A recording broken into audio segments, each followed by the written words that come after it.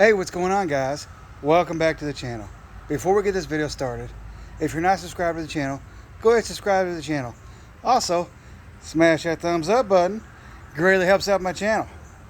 Do you have a GMC that's got a belly pan on it? Or you're not sure how to remove it or where it's located? In this video, we're going to get underneath this GMC 1500 and show you how to remove it. Alright guys, we got underneath the vehicle here. We got the vehicle jacked up in the air. Also got to support it with jack stands if you don't have a car lift.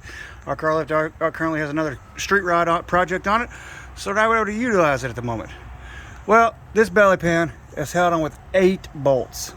That's right, it's got 8 bolts. 2 in the front, right in front of the radiator, and those are 15 millimeter. It's got 2 in the center, right in front of the rack and pinion, another 15, and a 10. So there's one on each side, right in front of the rack and pinion. And then at the rear, it's got 2 more 15s right at the rear. Get those removed, we'll slide it right off.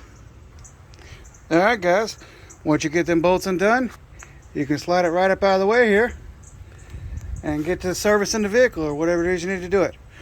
Let's hopefully you found this video useful. That was how to remove the belly pan on a GMC and Yukon Denali's. And remove the guard belly pan that goes underneath that protects, you know, the axle, transfer case, and the front end of the engine with, your radiator, your lines, your hoses, your belts, all that good stuff. Again, hopefully you found this video useful.